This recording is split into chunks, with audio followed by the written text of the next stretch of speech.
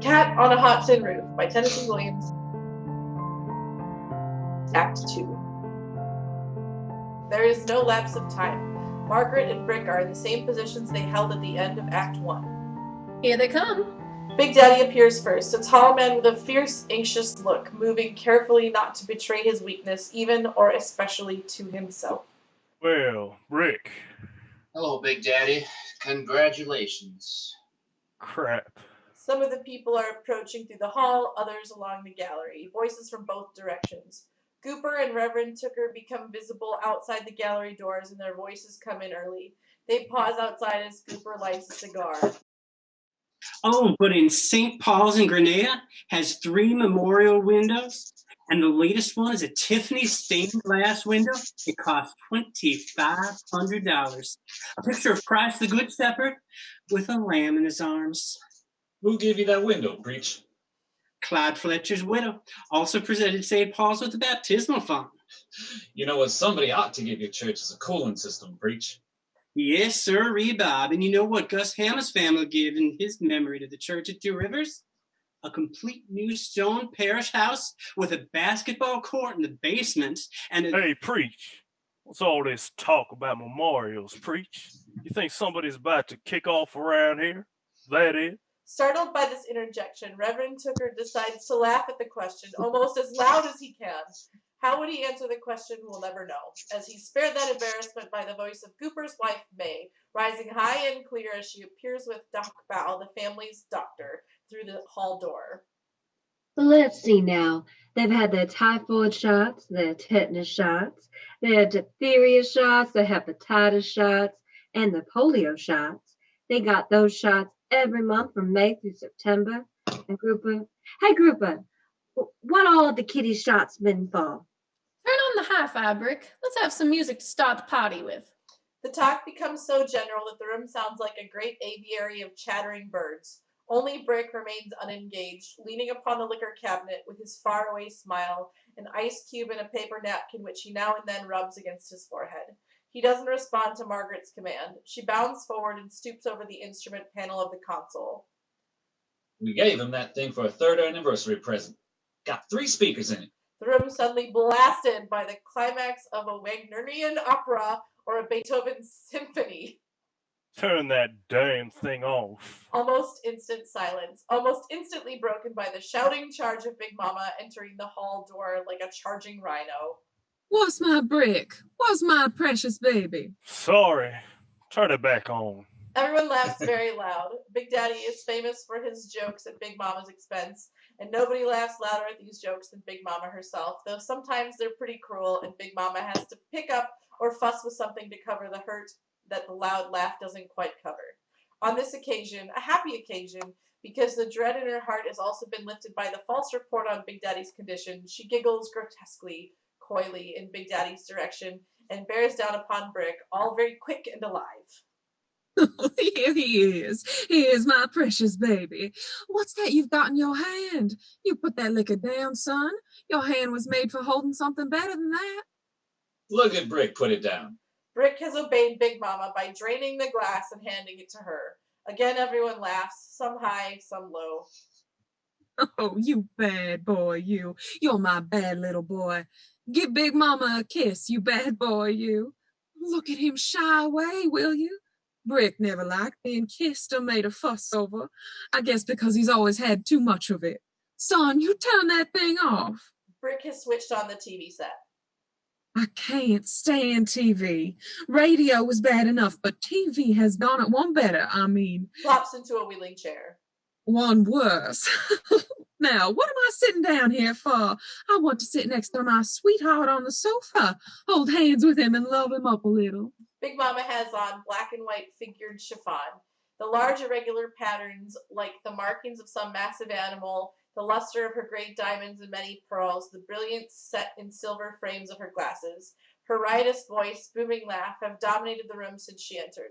Big Daddy has been regarding her with a steady grimace of chronic annoyance. Preacher! Preacher! Hey, preach! Give me your hand and help me up from this chair. None of your tricks, Big Mama.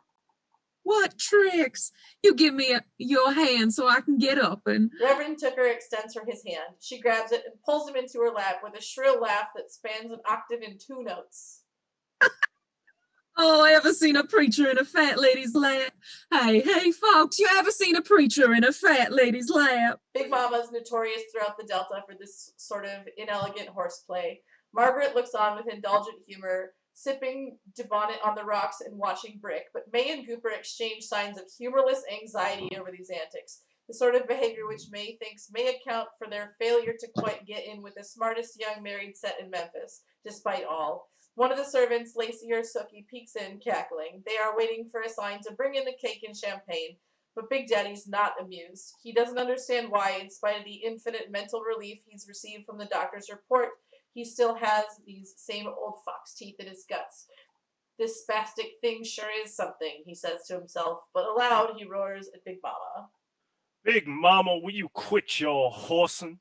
You're too old and fat for that sort of crazy kid stuff. And besides, a woman with your blood pressure, she had 200 last spring.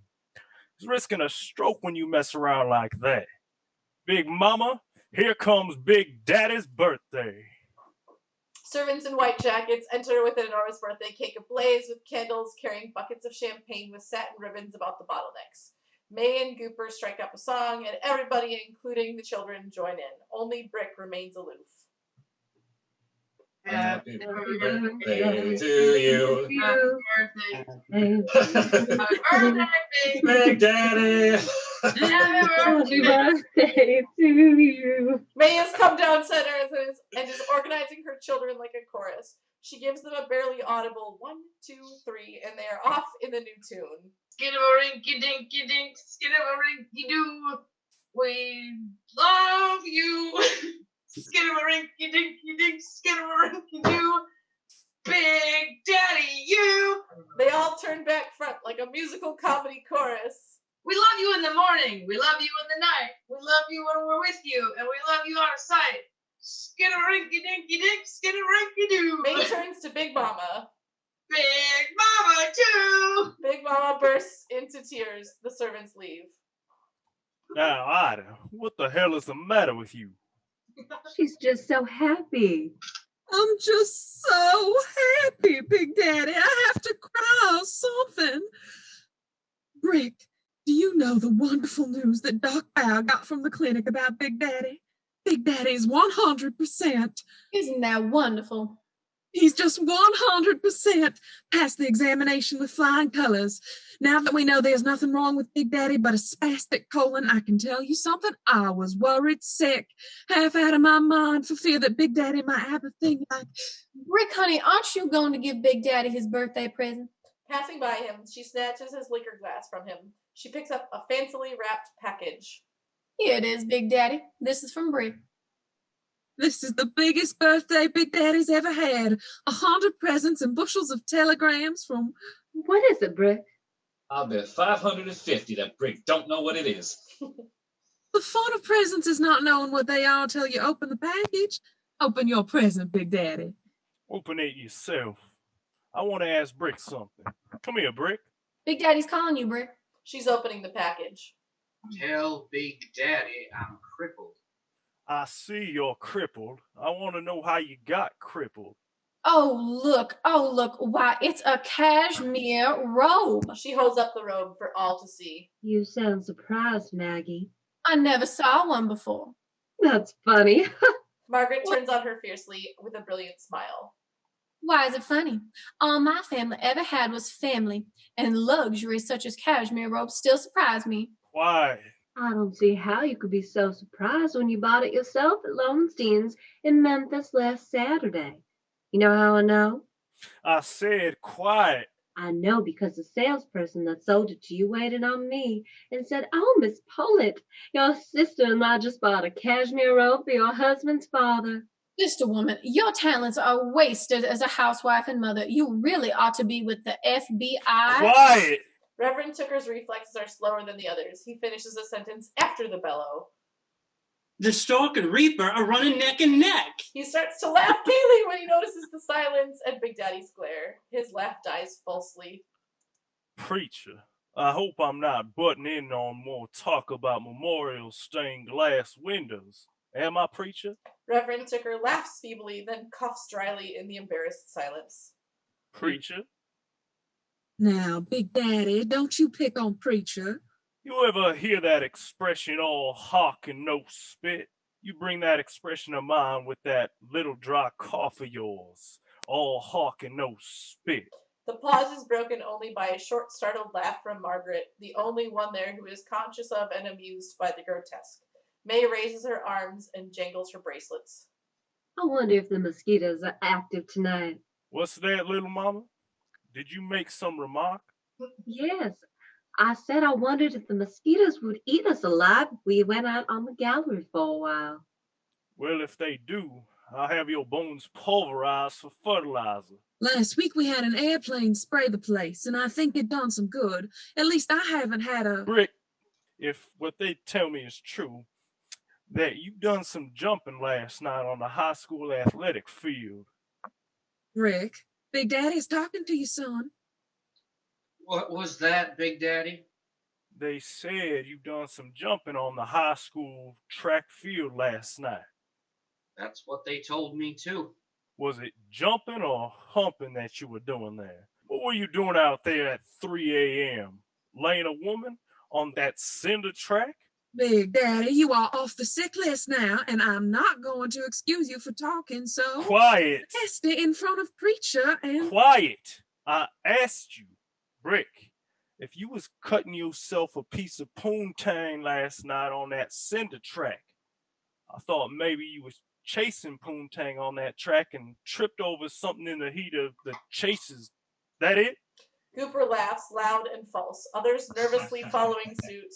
Big Mama stamps her foot, purses her lips, crossing to May and whispering something to her as Brick meets his father's hard, intent, grinning stare with a slow, vague smile that he offers all situations from behind the screen of his liquor.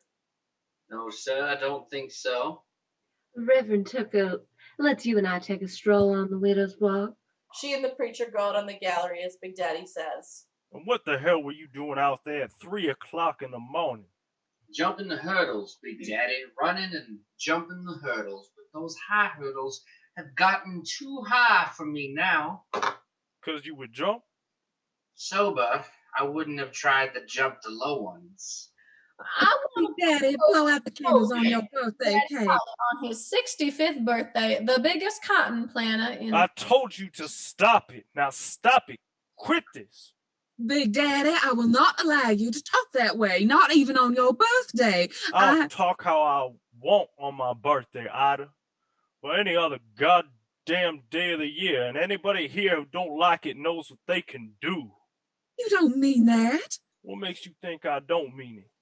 I just know you don't mean it. You don't know a goddamn thing and you never did. Big Daddy, you don't mean that. Oh, yes, I do. Oh, yes, I do. I mean it. I put up with a whole lot of crap over here because I thought I was dying. Thought I was dying, you started taking over. Well, you can stop taking over now, Ida, because I'm not gonna die. You can just stop now this business of taking over because you're not taking over because I'm not dying. I went through the laboratory and the goddamn exploratory operation, and there's nothing wrong with me but a spastic colon. And I'm not dying of cancer, which you thought I was dying of. Ain't that so? Didn't you think that I was dying of cancer, Ida? Almost everybody is out on the gallery, with the two old people glaring at each other across the flaming cake.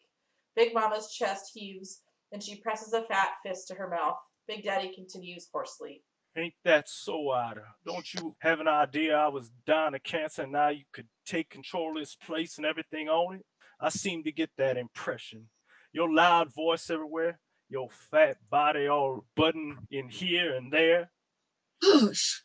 The preacher! Rut the goddamn preacher. Big Mama gasps loudly and sits down on the sofa, which is almost too small for her. Did you hear what I said? I said, rut the goddamn preacher. Somebody closes the gallery doors from outside just as there is an excited burst of fireworks and excited cries from the children. I've never seen you act like this before, and I can't think what's got into you. I went through all the laboratory and operation, all just so I would know if you or me was boss here. Well, now it turns out that I am and you ain't. And that's my birthday present, my cake and my champagne. For 3 years now, you've been gradually taking over, bossing, talking, sashaying your fat old body around the place I made. I made this place. I was overseer on it, on the old straw and Ocella plantation. I quit school at 10 years old and went to work, and I rose to be the overseer of straw and Ocella plantation. And old straw died, and I was Ocella's partner. The place got bigger and bigger and bigger and bigger and bigger and bigger. I did it all myself with no goddamn help from you. And now you think you're just about to take over? Well, I'm just about to tell you that you are not just about to take over a goddamn thing. Is that clear to you, Ida? Is that very plain now? Is that understood completely? I've been through the laboratory from A to Z. I had the goddamn exploratory operation, and nothing is wrong with me but a spastic colon. Made spastic, I guess, by disgust. But all the goddamn lies that I had to put up with, and all the goddamn hypocrisy that I lived with all these 40 years that we have been living together. Hey, Ida, blow out the candles on the birthday cake. Purse your lips and draw in a deep breath and blow out the goddamn candles on the cake. Oh, Big Daddy. Oh, Big Daddy. What's the matter with you? In all these years, you never believed that I loved you. Huh? And I did. I did so much. I did love you. I even loved your hate and your hardness, Big Daddy. She sobs and rushes awkwardly out onto the gallery. Wouldn't it be fun if that was true? A pause followed by a burst of light in the sky from the fireworks. Brick! Hey, Brick! He stands over his flaming birthday cake. After some moments, Brick hobbles in on his crutch, holding his glass. Margaret follows him with a bright, anxious smile. I didn't call you, Maggie. I called Brick. I'm just delivering him to you. She kisses Brick on the mouth, which he immediately wipes with the back of his hand. She flies girlishly back out. Brick and his father are alone. Why did you do that? Do what, Big Daddy? Wipe her kiss off your mouth like she spit on you. I don't know. I wasn't conscious of it. That woman of yours has a better shape on her than Gooper's, but somehow or other, they got the same look about them. What sort of look is that, Big Daddy? I don't know how to describe it, but it's the same look. They don't look peaceful, do they? No, they sure as hell don't. They look nervous as cats. That's right. They look nervous as cats. Nervous as a couple of cats on a hot tin roof. That's right, boy. They look like a couple cats on a hot tin roof. It's funny that you and Gooper, being so different, would pick out the same type of woman. Both of us married into society, Big Daddy. Crap. I wonder what gives them both that look. Well, they're sitting in the middle of a big piece of land, Big Daddy, 28,000 acres. It's a pretty big piece of land, and so they're squaring off on it, each determined to knock off a bigger piece of it than the other whenever you let it go. I got a surprise for these women. I'm not gonna let it go for a long time. That's right, Big Daddy. You just sit tight and let them scratch each other's eyes out. You bet your life I'm gonna sit tight on it and let those sons of bitches scratch their eyes out. But Gooper's wife's a good breeder. You gotta admit she's fertile. Hell, at supper tonight, she had them all at the table and they had to put on a couple extra leaves on the table to make room for them. She got 5 head of them now and another one's coming. Yeah, number 6 is coming. Rick, you know, I swear to God, I know the way it happens. The way what happens, Big Daddy? You get you a piece of land by hook or crook, and things start growing on it. Things accumulate on it. And the first thing you know, it's completely out of hand. Completely out of hand. Well, they say nature hates a vacuum, Big Daddy. That's what they say. Sometimes I think that a vacuum is a hell of a lot better than some stuff that nature replaces it with. Is someone out there by the door? Yup. Who? Someone interested in what we say to each other? Gooper? Gooper? After a discreet pause, May appears in the gallery door. Did you call Gooper, Big Daddy? It was you. Do you want Gooper, Big Daddy? No, and I don't want you. I want some privacy here while I'm having a confidential talk with my son Brick.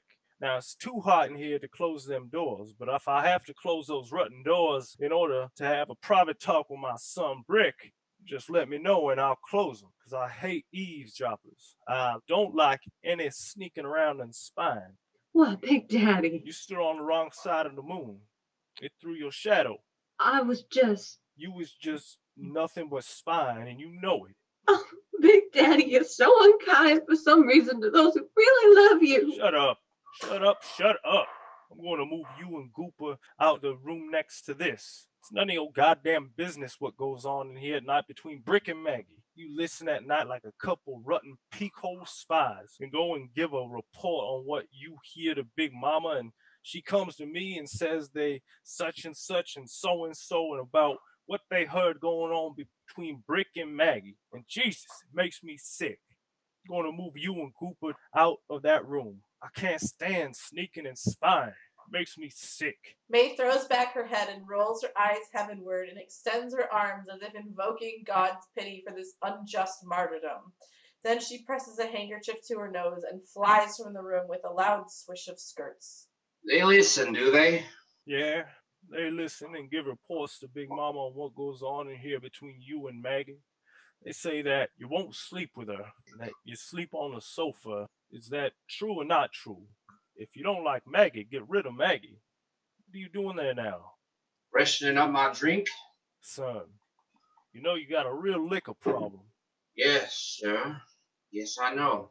Is that why you quit sports announcing? Because of this liquor problem? Yes, sir. Yes, sir. I guess so. He smiles vaguely and amiably at his father across his replenished drink. Son, don't guess about it. It's too important. Yes, sir. Listen to me. Don't look at the damn chandelier. Life is important. There's nothing else to hold on to. A man that drinks has thrown away his life. Don't do it. Hold on to your life. There's nothing else to hold on to. Sit down over here so we don't have to raise our voices. Walls have ears in this place. Brick hobbles over to sit on the sofa beside him. All right, Big Daddy. How'd that come about? Some disappointment? I don't know, do you? I'm asking you. God damn it. How in the hell would I know if you don't? I just got out there and I found that I had a mouth full of cotton. I was always 2 or 3 beats behind what was going on in the field, and so I... Quit! Yes, quit. Son. Huh? Big Daddy inhales loudly and deeply from his cigar, then bends suddenly a little forward, exhaling loudly and raising a hand to his forehead. Whew. I took too much smoke. Why is it so damn hard for people to talk? Yeah. The clock goes on sweetly chiming till it has completed the stroke of 10. Nice peaceful sounding clock. Like to hear it all night. He slides low and comfortable on the sofa. Big Daddy sits straight up and rigid with some unspoken anxiety. All his gestures are tense and jerky as he talks.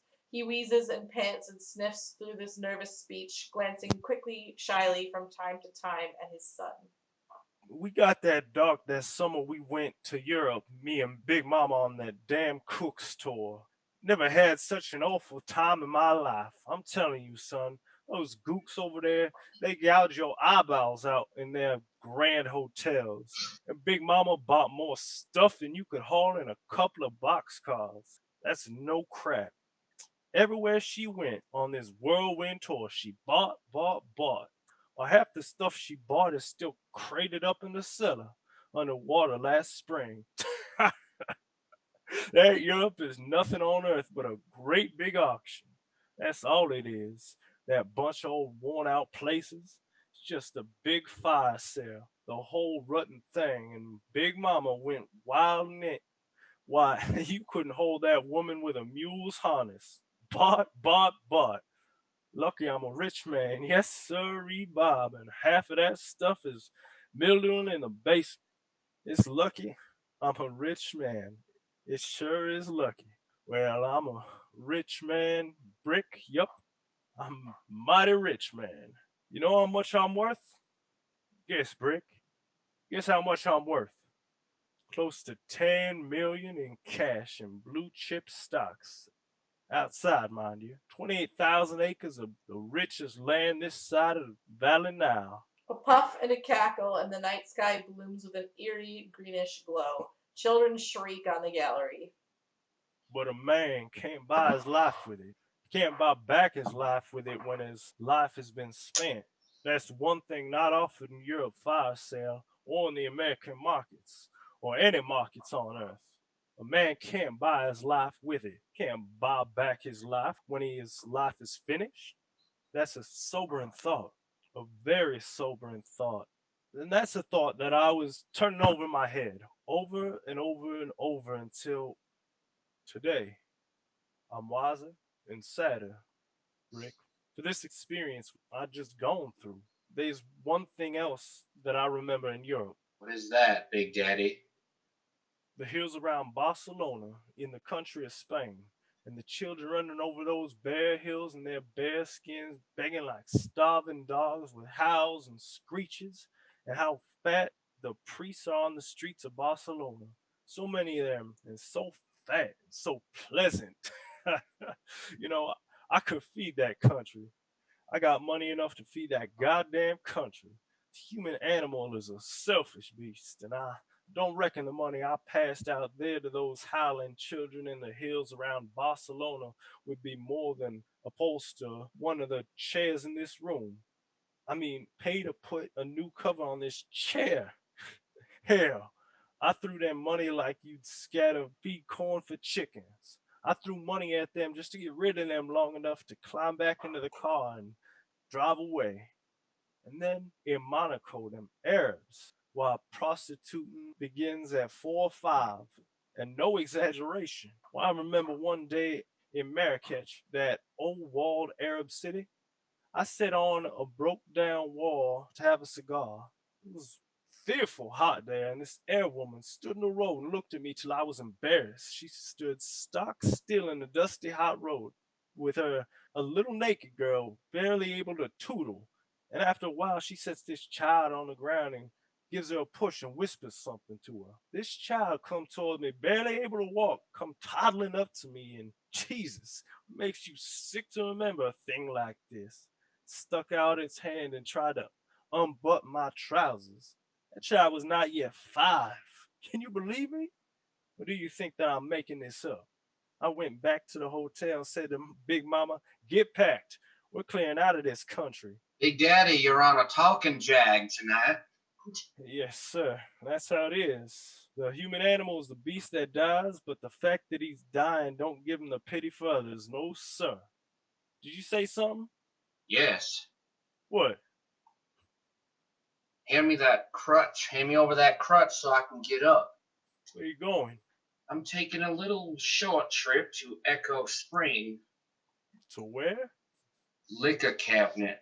Yes, sir, boy. He hands Brick the crutch. The human animal is the beast that dies, and if he's got money, he buys and buys and buys. And I think the reason he buys everything he can buy is that in the back of his mind, he has the crazy hope that one of his purchases will be life everlasting, which it can never be. The human animal is a Big Daddy, you sure are shooting the breeze here tonight. There is a pause, and voices are heard from outside. I've been quiet here lately. Spoke not a word, just sat and stared into space. I had something heavy weighing on my mind, but tonight that load was took off me. That's why I'm talking. The sky looks different to me. You know what I like to hear most? What? Solid, quiet. Perfect, unbroken quiet. Why? Because it's more peaceful. Man, you'll hear a lot of that in the grave. Are you through talking to me? Why are you so anxious to shut me up? Well, sir, ever so often you say to me, Brick, I want to have a talk with you, but when we talk, it never materializes. Nothing is said. You sit in a chair and gas about this and that, and I look like I listen. I try to look like I listen, but I don't listen, not much. Communication is awful hard between people, and somehow between you and me, it just don't. Have you ever been scared? I mean, have you ever felt downright terror or something? Just one moment. I'm going to close these doors. He closes the doors on the gallery as if he were going to tell an important secret.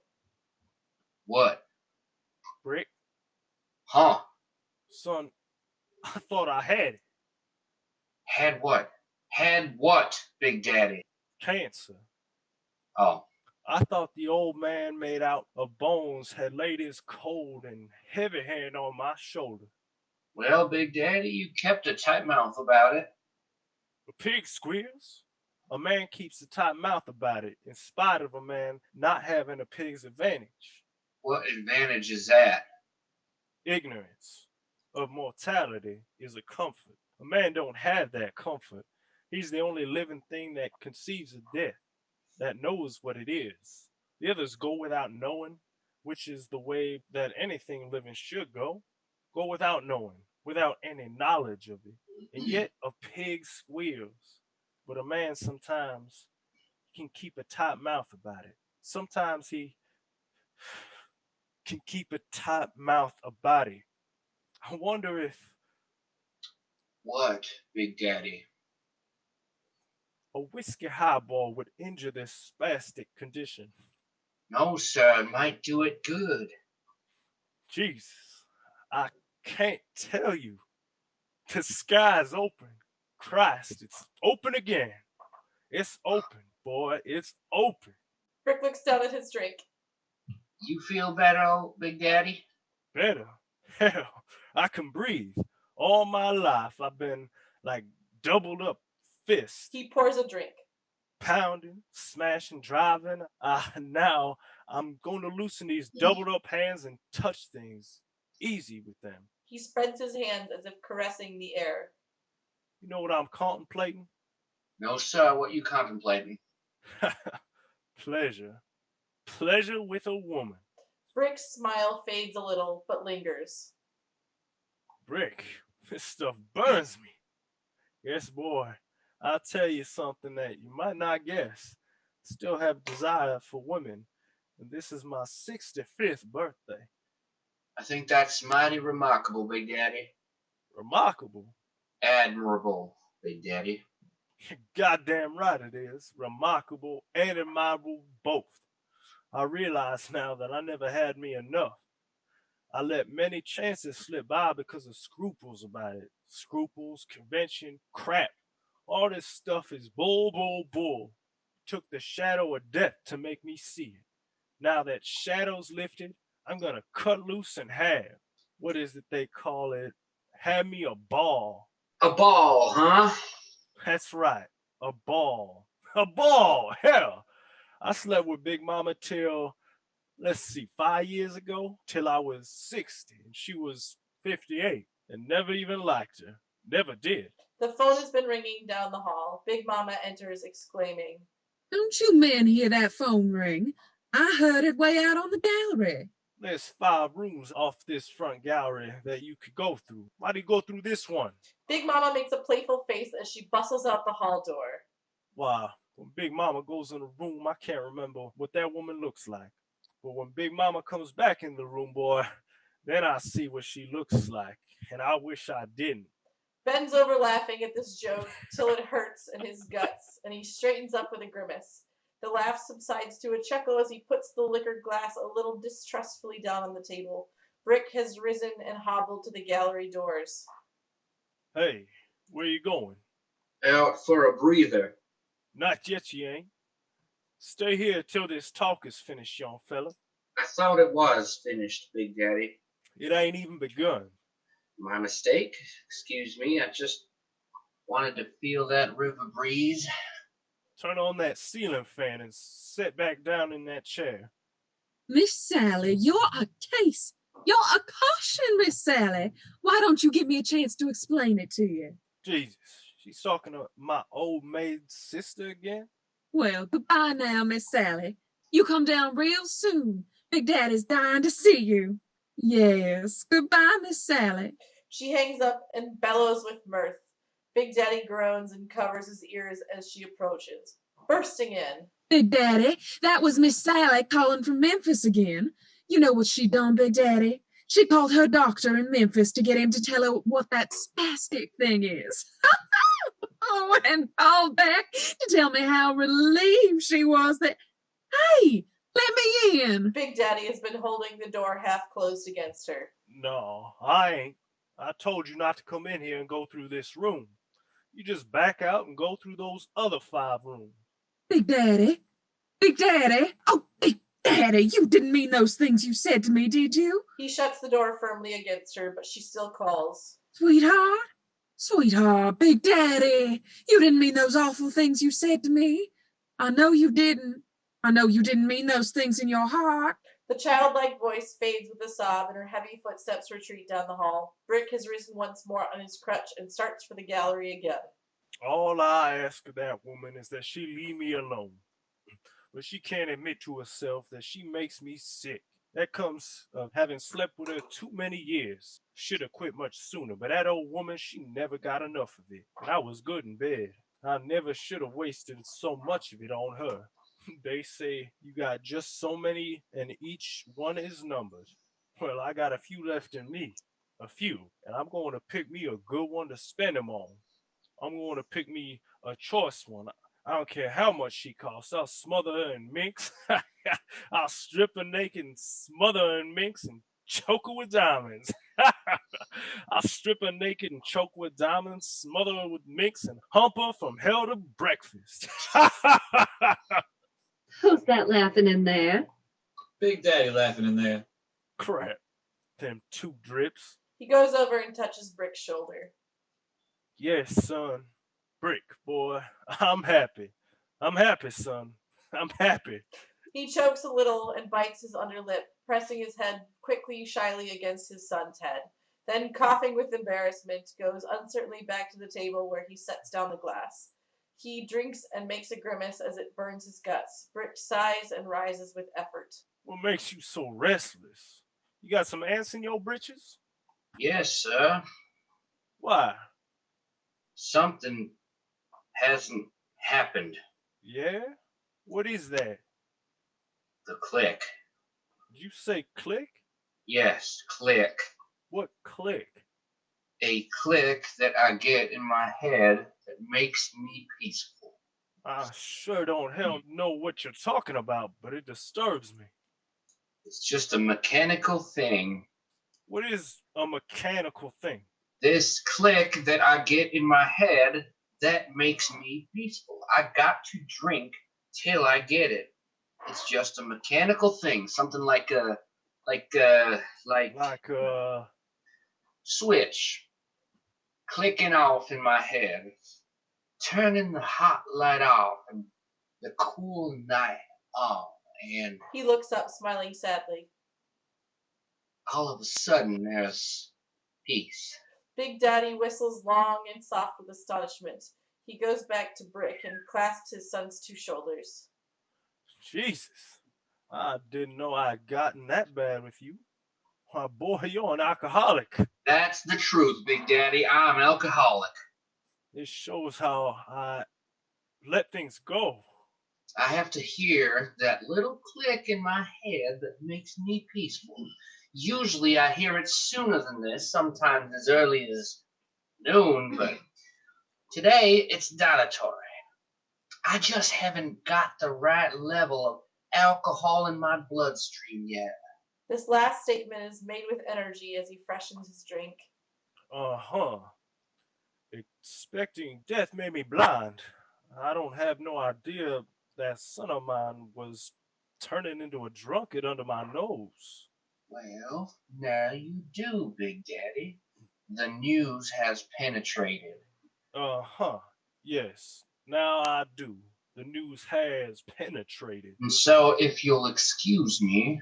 No, I won't excuse you. I'd better sit myself till I hear that click in my head.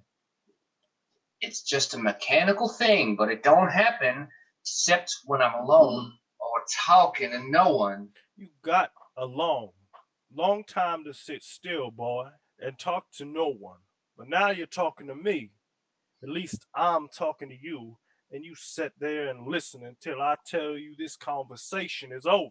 But this talk is like all the others we've ever had together in our lives. It's nowhere. It's painful, Big Daddy. All right, then let it be painful. But don't you move from that chair. I'm going to remove that crutch. He seizes the crutch and tosses it across the room. I can hop on one foot, and if I fall, I can crawl. If you ain't careful, you're gonna crawl off this plantation, and then, by Jesus, you'll have to hustle your drinks along Skid Row. That'll come, Big Daddy. Nah, it won't. You're my son. I'm gonna straighten you out. Now that I'm straightened out, I'm going to straighten you out. Yeah? Today the report came in from Oshner Clinic. You know what they told me?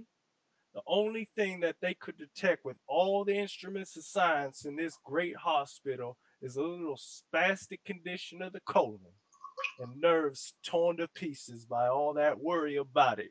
A little girl bursts into the room with a sparkler clutched in each fist, bops and shrieks like a monkey gone mad, and rushes out again as Big Daddy strikes at her. Silence. The two men stare at each other. A woman laughs gaily outside. I want you to know, I breathed a sigh of relief almost as powerful as the Vicksburg tornado. You weren't ready to go. Go where? Crap. When you were gone from here, boy, you are long gone and nowhere. The human machine is not so different from the animal machine or the fish machine or the bird machine or the reptile machine or the insect machine. It's just a whole goddamn lot more complicated and consequently more trouble to keep together. Yup, I thought I had it. The earth shook under my foot. The sky come down like the black lid of a kettle, and I couldn't breathe. Today, that lid was lifted. I drew my first free breath in how many years? God, 3? There is laughter outside, running footsteps, the soft, plushy sound and light of exploding rockets. Brick stares at him soberly for a long moment, then makes a sort of startled sound in his nostrils and springs up on one foot and hops across the room to grab his crutch, swinging on the furniture for support. He gets the crutch and flees in horror from the gallery. His father seizes him by the sleeve of his white pajamas. Stay here, you son of a bitch, till I say go. I can't. You sure in hell will, goddammit. No, I can't. We talk. You talk in circles. We get nowhere. It's always the same. You say you want to talk to me and I don't have a rotten thing to say to me. Nothing to say when I'm telling you I'm going to live when I thought I was dying? Oh, that. Is that what you have to say to me? Why, you son of a bitch. Ain't that important? Well, you said that. That's said, and now Now you sit back down. You're all balled up. I ain't balled up. You are. You're all balled up. Don't tell me what I am, you drunken whelp. I'm going to tear this coat sleeve off you if you don't sit down. Big Daddy. Do what I tell you. I'm the boss here now. I want you to know I'm back in the driver's seat now. Big Mama rushes in, clutching her great heaving bosom. What in the hell are you doing here, Big Mama? Oh, Big Daddy, why are you shouting like that? I just can't stand it. Get out of here. She rushes back out, sobbing. Christ is right. Brick breaks loose and hobbles toward the gallery. Big Daddy jerks his crutch from under Brick so he steps with the injured ankle. He utters a hissing cry of anguish, clutches a chair, and pulls it over the top of him onto the floor. Son of a tub of hog fat. Big Daddy, give me my crutch. Big Daddy throws the crutch out of reach. Give me that crutch, Big Daddy. Why do you drink? Don't know. Give me my crutch. You better think why you drink or give up drinking. Will you please give me my crutch so I can get up off this floor. First, you answer my question. Why do you drink? Why are you throwing your life away, boy? Like something disgusting you picked up off the street. Big Daddy, I'm in pain. I stepped on that foot. Good. I'm glad you're not too numb with the liquor in you to feel some pain. You spilled my drink.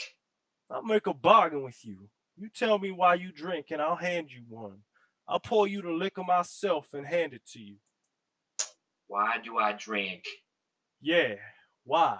Give me a drink and I'll tell you. Tell me first. I'll tell you in one word. What word? Disgust. The clock chimes softly, sweetly. Big Daddy gives it a short, outraged glance. Now, how about that drink? What are you disgusted with? You gotta tell me that first. Otherwise, being disgusted don't make no sense. Give me my crutch. You heard me. You gotta tell me what I asked you first. I told you, I said to kill my disgust. Disgust with what? You strike a hard bargain. What are you disgusted with? And I'll pass you the liquor. I can hop on one foot, and if I fall, I can crawl. You want liquor that bad? Yeah, I want it that bad. If I give you a drink, will you tell me what it is you're disgusted with, Brick? Yes, sir, I'll try to. The old man pours him a drink and solemnly passes it to him. There is a silence as Brick drinks. Have you ever heard the word mendacity? Sure. Mendacity is one of them $5 words that cheap politicians throw back and forth at each other. You know what it means? Don't it mean lying and liars? Yes, sir. Lying and liars. Has someone been lying to you? Gooper appears in the gallery door. Big Daddy, the kiddies are shouting for you out there. Keep out, Gooper! Excuse me. Big Daddy slams the door after Gooper. Who's been lying to you? Has Margaret been lying to you? Has your wife been lying to you about something, Brick? Not her. That wouldn't matter. And who's been lying to you? And what about? No one single person and no one lie. Then what? What then, for Christ's sake? The whole thing. Why are you rubbing your head? You got a headache? No, I'm trying to concentrate, but you can't because your brain's all soaked with liquor. Is that what the trouble is? Wet brain? He snatches the glass from Brick's hand. What do you know about this mendacity thing? Hell, I could write a book on it. Don't you know that? I could write a book on it and still not cover the subject. I could write a goddamn book on it and still not cover the subject anywhere near enough. Think of all the lies I gotta put up with, pretenses. Ain't that mendacity? Having to pretend and stuff and don't think or feel or have any idea of. Having to act like I care for Big Mama. I haven't been able to stand the sight, sound, or smell of that woman for 40 years now. Even when I laid her. Regular as piston. Pretend to love that son of a bitch Gooper and his wife May. And those 5 same screeches out there like parrots in the jungle. Jesus, I can't stand to look at them. Church, it bores the bejesus out of me, but I go. I go and sit there and listen to the fool preacher. Clubs, Elks, Masons, Rotary, crap. A spasm of pain makes him clutch his belly. He sinks into a chair and his voice is softer and hoarser. You, I do like, for some reason. It always has some kind of real affection, respect. Yes, always. You and being a success as a planter is all I ever had any devotion to in my life. And that's the truth. I don't know why, but it is. I lived with mendacity. Why can't you live with it? Hell, you got to live with it. There's nothing else to live with except mendacity, is there? Yes, sir. Yes, sir, there is something else that you can live with. What? This. Liquor. That's not living. That's dodging away from life. I want to dodge away from it. Then why don't you kill yourself, man? I like to drink. Oh, God. I can't talk to you. I'm sorry, Big Daddy. Not as sorry as I am. I'll tell you something. A little while back when I thought my number was up, before I found out it was just this spastic colon, I thought about you. Should I or should I not? If the jig was up, give you this place when I go, since I hate Gopher and May and know that they hate me. And since all five same monkeys are little Mays and Goopers, and I thought no. Then I thought, yes, I could make up my mind. I hate Gooper and his five same monkeys and that bitch May. Why should I turn over 28,000 acres of the richest land this side of the valley now? Not my kind. But why in the hell, on the other hand, Brick, should I subsidize a goddamn fool on the bottle? Liked or not liked? Or maybe even loved? Why should I do that? Subsidize worthless behavior, rot, corruption? I understand. Well, if you do, you're smarter than I am. God damn it, because I don't understand. And this, I will tell you frankly, I did not make up my mind all on that question, and still to this day, I ain't made out a will. Well, now I don't have to. The pressure is gone. I can just wait and see if you pull yourself together or if you don't. That's right, Big Daddy. You sound like you thought I was kidding. No, sir, I know you're not kidding. But you don't care? No, sir, I don't care. Now, how about taking a look at your birthday fireworks and getting some of that cool breeze off the river? He stands in the gallery doorway as the night sky turns pink and green and gold with successive flashes of light. Wait, Brick. His voice drops. Suddenly there is something shy, almost tender in his restraining gesture. Don't let's leave it like this. Like them other talks we've had. We've always talked around things. We've just talked around things for some rotten reason. I don't know what. It's always like something was left not spoken, something avoided because neither of us was honest enough with the other. I never lied to you, Big Daddy. Did I ever lie to you? No, sir. Then there's at least two people that never lied to each other. But we've never talked to each other. We can now. Big Daddy, there don't seem to be anything much to say. You say that you drink to cure your disgust with lying. You said to give you a reason.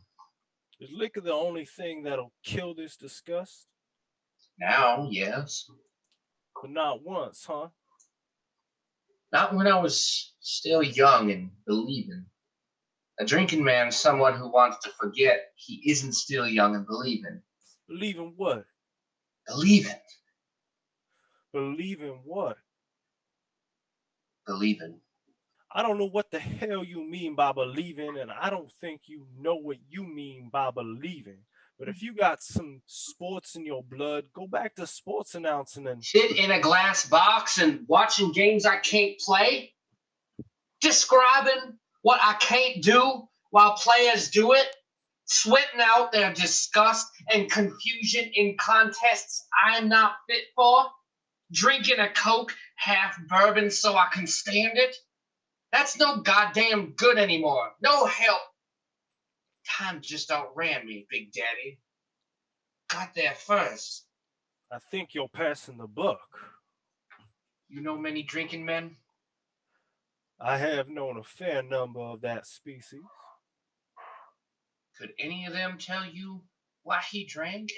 You're passing the buck to things like time and disgust with mendacity and crap.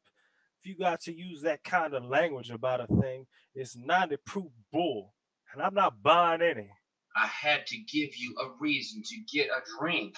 You started drinking when your friend Skipper died. Silence for 5 beats. Then Brick makes a startled movement, reaching for his crutch. What are you suggesting?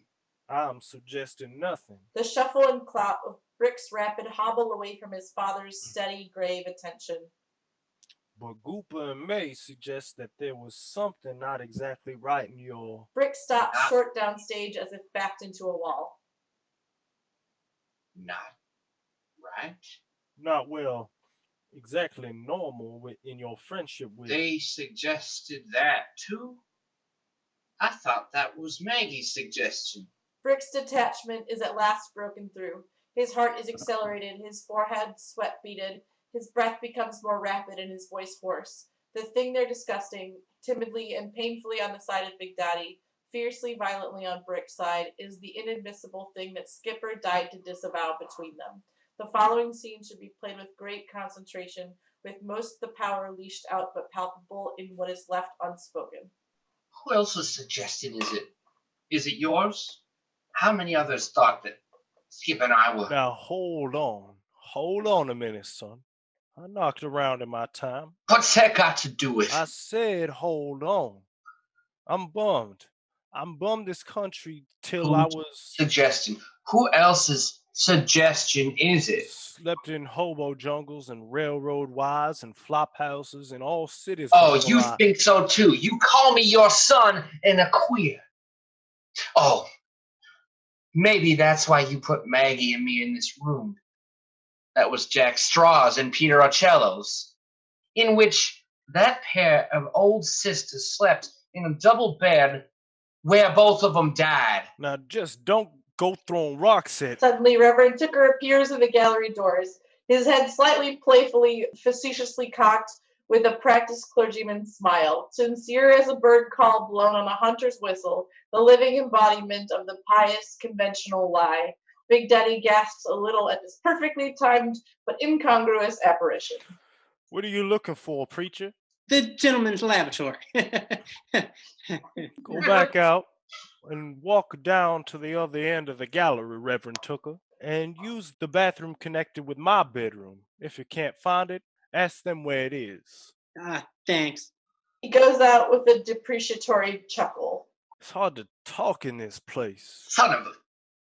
I seen all things and understood a lot of them. Till 1910. Christ, the year that I had worn my shoes through. I hopped off a yellow dog freight car half a mile down the road. Slept in a wagon, a cotton outside the gin. Jack Straw and Peter Ocello took me in. Hired me to manage this place, which grew into this one. When Jack Straw died, why, old Peter Ocello quit eating like a dog does when his master's dead and died too. Christ.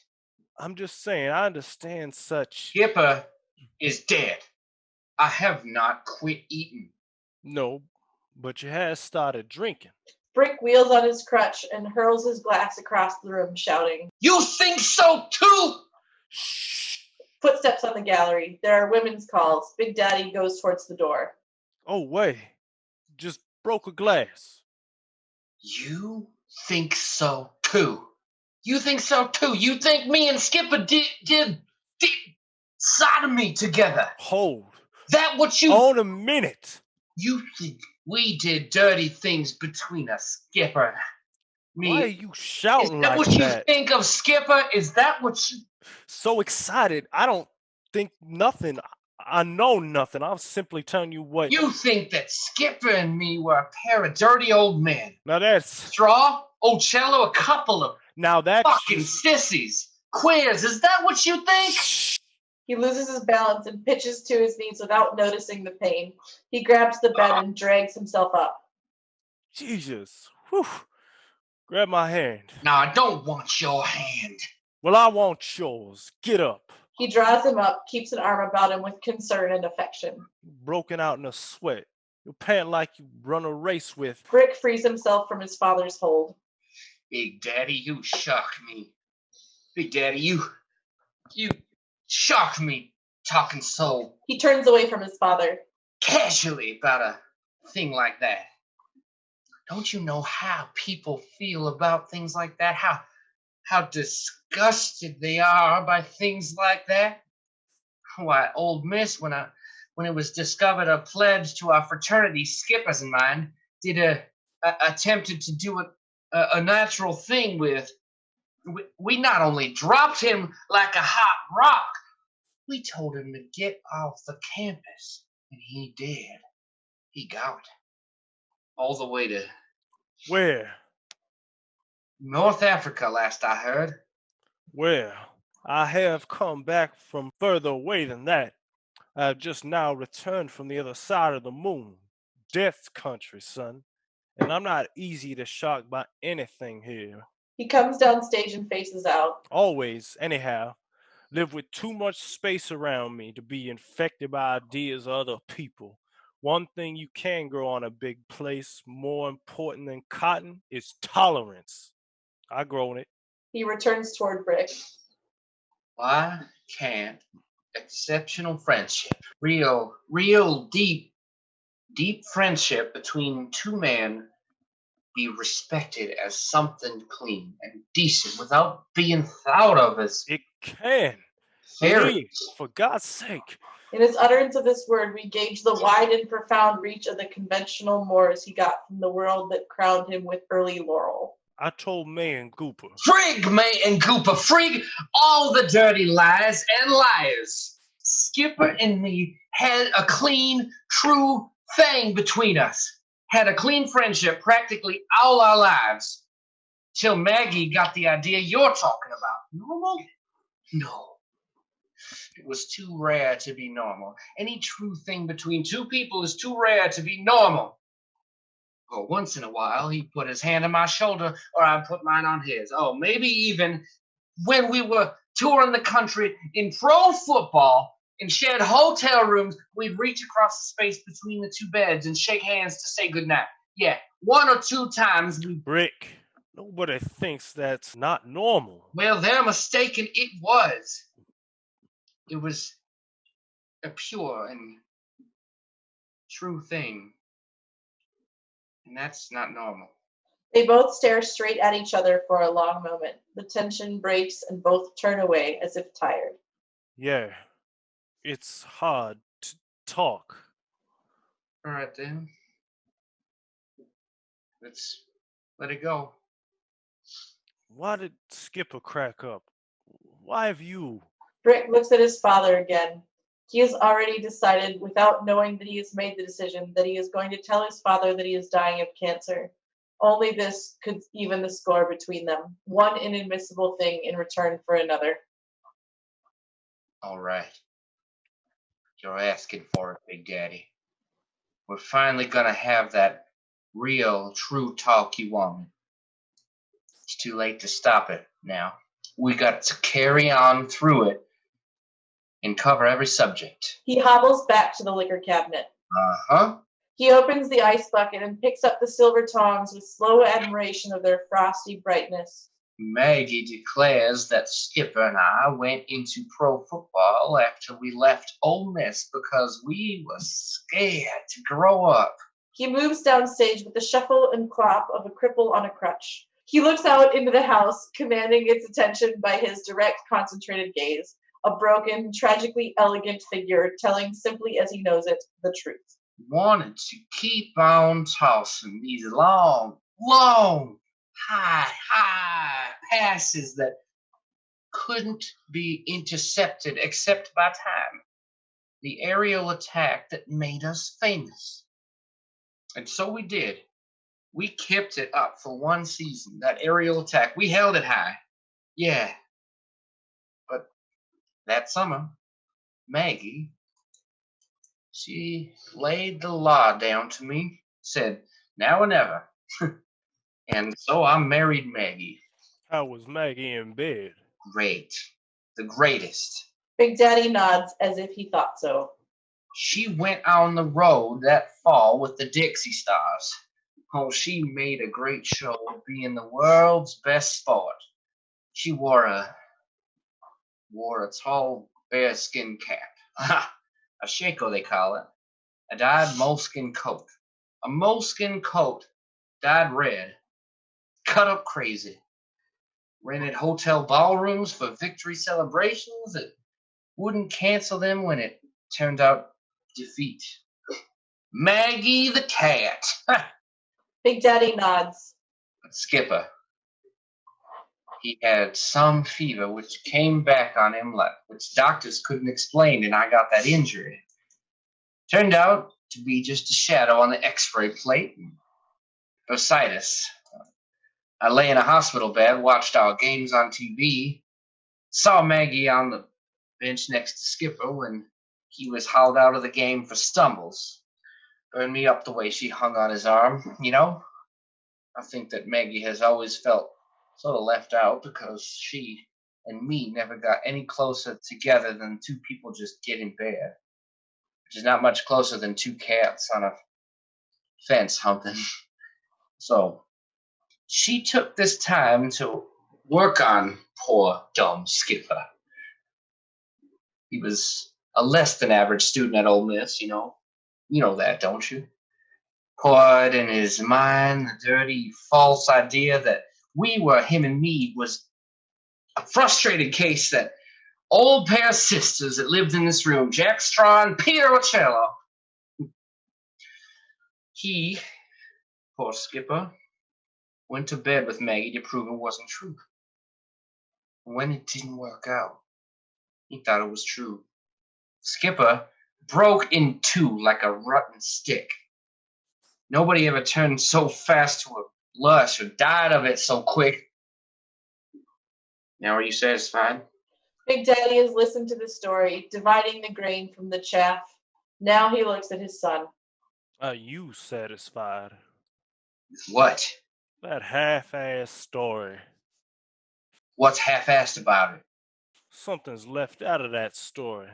What did you leave out? The phone has started ringing in the hall. As if it reminded him of something, Brick glances suddenly towards the sound and says, Yes, I left out a long-distance call which I had from Skipper, in which he made a drunken confession to me, and on which I hung up. Last time we spoke to each other in our lives. Muted ring stops as someone answers the phone in a soft, indistinct voice in the hall. You hung up. Hung up. Jesus, well... Anyhow now, we have tracked down the lie with which you're disgusted and which you are drinking to kill your disgust with, Brick. You've been passing the buck. This disgust with mendacity is disgust with yourself.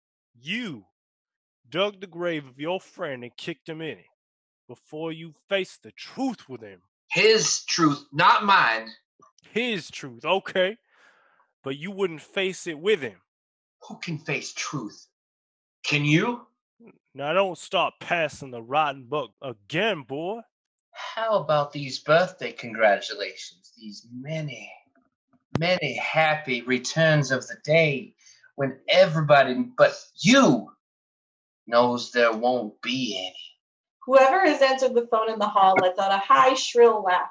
The voice becomes audible, saying, No, you got it all wrong. Upside down, are you crazy? Brick suddenly catches his breath and realizes he's made a shocking disclosure. He hobbles a few paces, then freezes. Without looking at his father's shocked face, he says, Let's go out now. And Big Daddy moves suddenly forward and grabs hold of the boy's crutch like it was a weapon for which they were fighting for possession. Oh, no. No one's going out. What did you start to say? I don't remember. Many happy returns when they know there won't be any? Ah, hell, Big Daddy, forget it. Come on out in the gallery. Look at the fireworks they're shooting off for your birthday. First, you finished that remark you were starting before you cut off. Many happy returns when they know there won't be any. Ain't that what you just said? Look now, I can get around without that crutch if I have to, but it would be a lot easier on the furniture and glassware if I didn't have to go swinging along like Tarzan. Finish what you were saying. An eerie green glow shows in the sky behind him. Leave the place to Gooper and May and their 5 same little monkeys. All I want is... Leave the place, did you say? All 28,000 acres of the richest land this side of the Valley Nile. Who said I was leaving the place to Gooper or anybody? This is my 65th birthday. I got 15 years or 20 years left in me. How I'll live you? I'll bury you and have to pay for your coffin. Sure. Many happy returns. Now let's go watch the fireworks. Come on. Let's go Lying. Have you been lying? about the report from the clinic? Did they find something? Cancer? Maybe? Mendacity is a system that we live in. Liquor is one way out, and death's the other. He takes the crutch from Big Daddy's loose grip and swings out on the gallery, leaving the doors open. A song is heard. Oh, Big Daddy, the field hands are singing for you. Brick! Brick! He's outside drinking, Big Daddy. Brick! May retreats, awed by the passion of his voice. Children call Brick in tones mocking Big Daddy. His face crumbles like broken yellow plaster about to fall to dust. There is a glow in the sky. Brick swings back through the doors, slowly, gravely, quite soberly. I'm sorry, Big Daddy.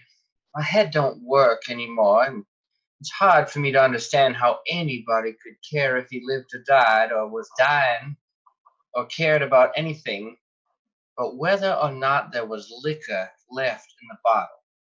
And so I said what I said without thinking. In some ways, I'm no better than the others. In some ways, worse because I'm less alive. Maybe it's being alive that makes them lie. And being almost not alive makes me sort of accidentally truthful. I don't know, but anyway, we've been friends. And being friends is telling each other the truth. You told me. I told you. A child rushes into the room and grabs a fistful of firecrackers and runs out again. Bang, bang, bang, bang, bang, bang, bang, bang, bang. Christ. Damn. All lying sons of lying bitches. He straightens at last and crosses to the inside door. At the door, he turns and looks back as if some desperate question he couldn't put into words. Then he nods reflectively and says in a hoarse voice, Yes. All lies, all lying, dying liars. Lying, dying liars. His voice dies out. There is the sound of a child being slapped. It rushes hideously, bawling through the room and out the door.